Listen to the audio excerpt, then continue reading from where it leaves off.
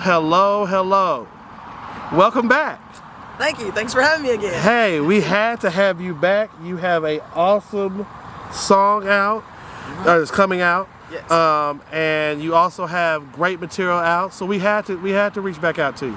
Thank you. We had to. Thank you so so let's much. get straight into some things that people want to know, that people ask questions, and they need answers. So let's get into it. The first thing that we really want to know is the passion of way you write your songs. Where does that stir from? Is it a religious basing? Is it a raising, a sense of like where you grew up at? Is it your past history of athletics? What does that stem from? That fundamental core of writing songs the way you do. A lot of it stems from I grew up in the church. I grew up singing in church. I wrote my first song when I was 6.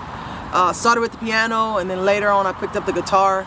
But I've always loved music since I was little bitty. My mom said that, even from the time I could talk, I was humming songs. I was always listening to music. And in our house, spent a lot of time with my grandmother's, may she rest in peace. She always played all kind of music in her house. And so I really got into just loving music, and I just love to perform. I was in choir. I was in choir in elementary, choir in middle school, and then I was in show choir in high school. So pretty much.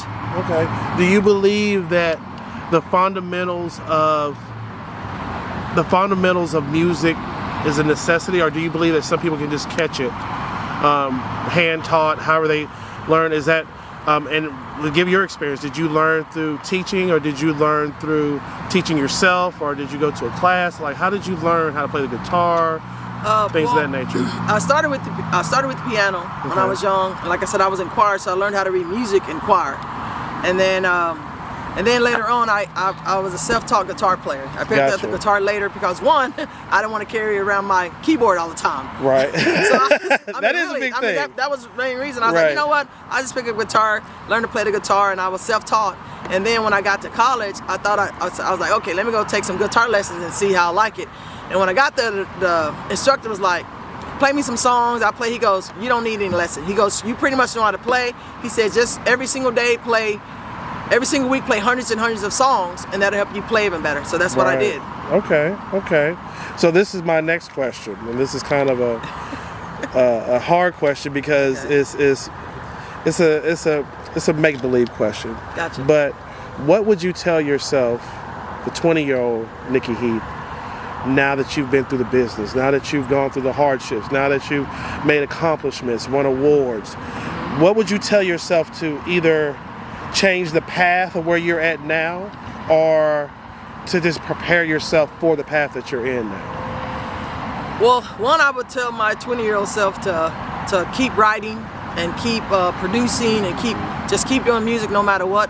Even if you're not like performing, or if you're not doing something, always, because there was a time I kind of put it to the back burner, and I was just focused on coaching and teaching and my career, and then I kind of got that nudge again, and God was like, girl, you better do something with this music. You need to get out there again. And so I would tell her to just keep playing and keep performing and keep writing and never stop doing it. Even when you get busy, keep doing it. When that time came when you were going through that hardship of not actually putting out music, things of that nature, you were focused on your career, did you give yourself, was it a doubt thing, or was it more so you were so involved in your life of where you were at that you didn't really take consideration of it? Well, mainly it was I was just involved in my life because I'm a coach and a teacher, and I was so busy. And you know how life is. You get so busy with different things, and so I was really focused on my career and doing that. And then, I started like working on some new songs, and then some friends of mine were like, hey, we're gonna go watch some live music, or we're thinking about, and they kind of got me to thinking, you know what, I really, really, really want to do my music again. I really want to do it. And the more I thought about it, the more I knew it was the right thing to do. Right. Okay. So, last time I asked you, who is your top 3 artists of all time?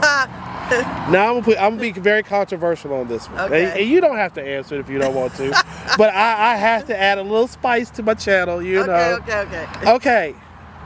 Who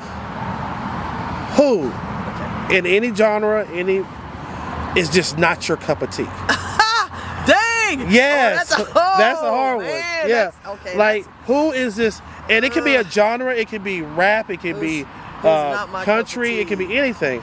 But who's not your cup of tea? If you put them on, you'd be like, I don't know. I just can't.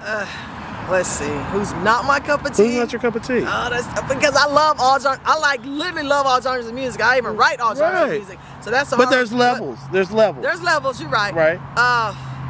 For me, I think probably I'm just like, I'm not gonna listen to him or her. I'm not a big fan of like Trey Songz. Oh wow. Let me tell you why. Okay, tell me. So to me, he sounds like a TMU version of Keith Sweat, and I just fire. I don't use fire too much, but that is so. That's a perfect description of him. Even though I.